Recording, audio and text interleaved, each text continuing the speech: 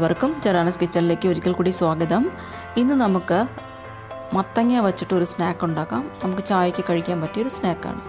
അപ്പോൾ ഇത് എങ്ങനെയാണ് ഉണ്ടാക്കുന്നതെന്ന് നോക്കാം. ഞാനിവിടെ ഒലിവ് ഓയിലാണ് എടുത്തിരിക്കുന്നത്. ഏകദേശം 1 ടേബിൾ സ്പൂൺ ഒലിവ് ഓയിൽ എടുത്തിട്ടുണ്ട്. നമുക്ക് ഏത് എണ്ണ വേണമെങ്കിലും എടുക്കാം. വെളിച്ചെണ്ണയ്ക്ക് ഫ്ലേവർ ഉണ്ട്, അതുകൊണ്ടാണ് ഞാൻ വെളിച്ചെണ്ണ ഒഴിവാക്കിയത്. അപ്പോൾ ഇത് ഇനി കടുക് ഇട്ട് പൊട്ടിക്കാം. പിന്നെ കുറച്ച് ജീരകം കൂടി ഇട്ട് കൊടുക്കാം. പിന്നെ ഞാനിവിടെ കുറച്ച് തേങ്ങ ഇട്ട് കൊടുക്കുന്നുണ്ട്. തേങ്ങ ഞാനിവിടെ നീളത്തിലാണ് മുറിച്ചിട്ടിരിക്കുന്നത്. അപ്പോൾ തേങ്ങ ഇങ്ങനെ നീളത്തിൽ മുറിച്ചതിൻ്റെ കാര്യം എന്ന് പറഞ്ഞാൽ തേങ്ങ നമുക്ക് മത്തങ്ങയുടെ കൂടെ ഒന്ന് ഫീൽ ചെയ്യണം കഴിക്കുമ്പോൾ. അതിന് വേണ്ടിയിട്ടാണ് തേങ്ങ ഇങ്ങനെ നീളത്തിൽ മുറിച്ചത്.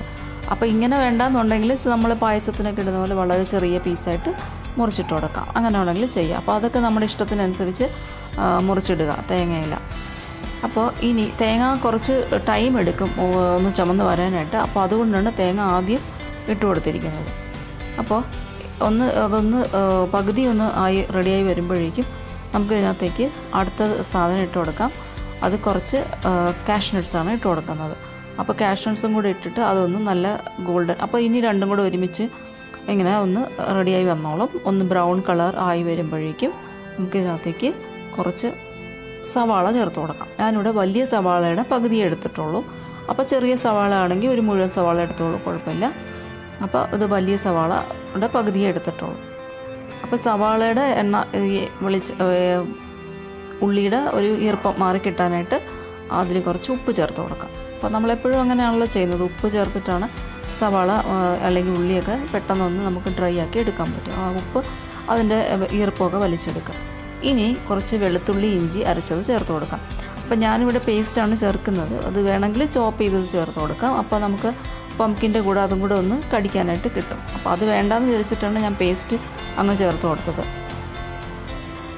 അപ്പോൾ ഇഞ്ചിയുടെയും വെളുത്തുള്ളിയുടെയും ഫ്ലേവർ ഇഷ്ടമാണെങ്കിൽ മാത്രം ഇത് കൂടെ ചേർത്ത് കൊടുക്കുക. ഇനി കുറച്ച് കറിവേപ്പിലയും കൂടെ ചേർക്കാം. കറിവേപ്പില കുറച്ച് കൂടുതൽ ചേർത്തോളൂ, കുഴപ്പമില്ല. ഇനി നമുക്ക് പൊടികളൊക്കെ ചേർത്ത് കൊടുക്കാം. കുറച്ച് മഞ്ഞൾപ്പൊടി, പൊടികളെല്ലാം വളരെ കുറച്ച് മതി, ഒരു ഫ്ലേവറിന് വേണ്ടി മാത്രം ചേർത്ത് കൊടുത്താൽ മതി.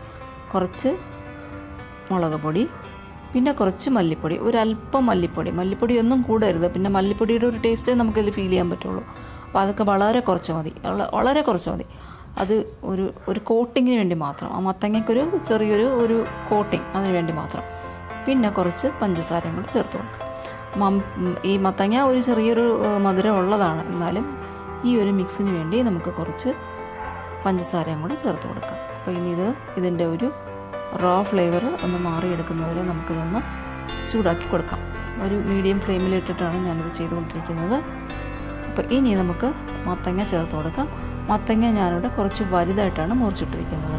കാരണം മത്തങ്ങ വെന്ത് കഴിയുമ്പോൾ ഇത് ഉടഞ്ഞ് പോകാതിരിക്കാൻ വേണ്ടിയിട്ട് വലിയ പീസാക്കി ഇട്ട് കൊടുക്കാം. അപ്പോൾ നമ്മളിപ്പോൾ എരിശ്ശേരിയൊക്കെ വയ്ക്കുമ്പോൾ മത്തങ്ങ നന്നായിട്ടൊന്ന് ഉടഞ്ഞ് പോകും. അല്ലെങ്കിൽ സാമ്പാർ വയ്ക്കുമ്പോഴായാലും വലിയ പീസായിട്ടില്ല എന്നുണ്ടെങ്കിൽ അത് ഉടഞ്ഞ് പോകും, വെന്ത് കലങ്ങിപ്പോകും. അപ്പോൾ അത് ഇതിൽ പാടില്ല. ഇതിൽ നമുക്ക് മത്തങ്ങ ഫോർക്ക് കൊണ്ടൊക്കെ എടുത്ത് കഴിക്കാൻ പറ്റണം. ആ വിധത്തിൽ സ്ക്വയർ പീസായിട്ട് തന്നെ മത്തങ്ങ നമുക്കിതിൽ കിട്ടണം. അപ്പോൾ അതിന് വേണ്ടിയിട്ട് ചെറിയ പീസാക്കി മാത്രം, ഇത്രയും വലിപ്പത്തിലുള്ള പീസാക്കി മാത്രം ഇട്ട് കൊടുക്കുക. വളരെ ചെറുതാക്കരുത്. ഇനി കുറച്ച് വെള്ളം ഒഴിച്ച് കൊടുത്തിട്ടുണ്ട്. ഇത് വേവാൻ ആവശ്യമുള്ള വെള്ളം മാത്രമേ ഒഴിക്കാവൂ. കാരണം ഇത് കൂടുതൽ നമ്മൾക്ക് വാട്ടറി ആയിട്ടുള്ളൊരു ഫ്ലേവർ അല്ല, ഒരു ടെക്സ്ചർ അല്ല ആവശ്യം. അപ്പോൾ വെള്ളമൊക്കെ വളരെ സൂക്ഷിച്ചൊഴിക്കുക. ഇത് വേവാൻ ആവശ്യമുള്ള വെള്ളം, അതായത് 2-3 ടേബിൾ സ്പൂൺ വെള്ളം അല്ലെങ്കിൽ 1/2 ഗ്ലാസ് വെള്ളം, അത്രയും മതിയാവും. പിന്നെ വെള്ളം കൂടുതൽ വേണം എന്നുണ്ടെങ്കിൽ കുറച്ച് സ്പ്രിങ്കിൾ ചെയ്ത് കൊടുക്കാം പിന്നീട്. അപ്പോൾ ഇനി അത് അവിടെ ഇരുന്ന് വേവുന്ന സമയത്ത് നമുക്ക് ഇവിടെ കുറച്ച് കടലമാവ് ഒന്ന് റോസ്റ്റ് ചെയ്ത് കൊടുക്കണം. അപ്പോൾ അതിന് വേണ്ടിയിട്ട് ഞാൻ വീണ്ടും കുറച്ച് എണ്ണ ഒഴിച്ചു കൊടുത്തിട്ടുണ്ട്. അതും ഒലിവ് ഓയിൽ തന്നെയാണ് എടുത്തിരിക്കുന്നത്. ഇനി ഇതിലേക്ക് നമുക്ക് ഒരു 2 ടേബിൾ സ്പൂണോളം കടലമാവ് ഒന്ന് റോസ്റ്റ് ചെയ്ത് ഇതിനകത്ത് ചേർത്ത് കൊടുക്കാം. അപ്പോൾ ഇത് എണ്ണയിൽ കിടന്ന് റോസ്റ്റ് ചെയ്തെടുക്കുന്ന കാരണം ഇത് കുറച്ചൊന്ന് അവിടെയൊക്കെ ഒന്ന് കട്ട പിടിച്ച് കിടക്കും. അപ്പോൾ അതൊക്കെ ഒന്ന് ഉടച്ച് നമുക്കിതൊന്ന് റോസ്റ്റ് ചെയ്ത് നല്ല ഒരു ഗോൾഡൻ കളർ ആവുന്നത് വരെ നമുക്കിതിൻ്റെ ആ ഫ്ലേവർ വരണം. റോസ്റ്റ് ആയതിൻ്റെ ആ മണം കിട്ടുന്നത് വരെ ഒന്ന് റോസ്റ്റ് ചെയ്തെടുക്കുക. കരിഞ്ഞു പോവാതെ നല്ല ചെറിയ ഫ്ലെയിമിലൊക്കെ ഇട്ട് വേണം റോസ്റ്റ് ചെയ്യാൻ. കരിഞ്ഞാൽ പിന്നെ അതിൻ്റെ ടേസ്റ്റ്, ആ പംകിൻ മസാലയ്ക്ക് ഒരു ടേസ്റ്റ് കിട്ടില്ല. അപ്പോൾ അത് സൂക്ഷിക്കണം. കരിയാതെ ഇതൊന്ന് റോസ്റ്റ് ചെയ്തെടുക്കുക. അപ്പോൾ കണ്ടില്ല, നല്ല ഗോൾഡൻ കളറായിട്ടുണ്ട്. ഇപ്പോൾ ഇത് കരിയാതെ സൂക്ഷിക്കുക. അപ്പോൾ ഇനി നമുക്ക് ഇത് വെള്ളമൊക്കെ വറ്റിയിട്ട് ഇത് റെഡിയായി ഇരിപ്പുണ്ട് ഇവിടെ മത്തങ്ങ. അപ്പോൾ ഈ മത്തങ്ങയിലേക്ക് നമുക്കിനി ആ റോസ്റ്റ് ചെയ്ത് വെച്ചിരിക്കുന്ന കടലമാവിൻ്റെ പൊടി കൂടെ ചേർത്ത് കൊടുക്കാം. അപ്പോൾ ഇതിപ്പോൾ നല്ലൊരു സ്നാക്കായി മാറിയിട്ടുണ്ട്. ഇത് നമുക്കിപ്പോൾ ഇതിൽ മിക്സ് ചെയ്തുമ്പോൾ വളരെ സൂക്ഷിക്കണം. ഈ മത്തങ്ങ ഉടയാതെ വേണം ഇതൊന്ന് റോസ്റ്റ് ചെയ്തെടുക്കാം. അപ്പോൾ ഇനി ഇതിൽ കുറച്ച് ഈർപ്പം ഉണ്ടെങ്കിൽ അതും കൂടി ഒരു സിം ഫ്ലെയിമിലൊക്കെ വെച്ചിട്ട് ഒന്ന് റോസ്റ്റ് ചെയ്ത് അത് ആ വെള്ളം ഒന്ന് മാറ്റിയെടുക്കുക. അപ്പോൾ ഇത് നമുക്ക് ചായയുടെ കൂടെ സെർവ് ചെയ്യാൻ നല്ലൊരു സ്നാക്കാണ്. പ്രത്യേകിച്ച് മത്തങ്ങ ഇഷ്ടമുള്ള ആൾക്കാർക്ക്. മത്തങ്ങ ഒരുപാട് പേർക്ക് വലിയ ഇഷ്ടമാണ്. അപ്പോൾ അങ്ങനെയുള്ള ആൾക്കാർക്ക് ഇത് വളരെയധികം ടേസ്റ്റി ആയിട്ടുള്ളൊരു ഡിഷ് തന്നെ ആയിരിക്കും.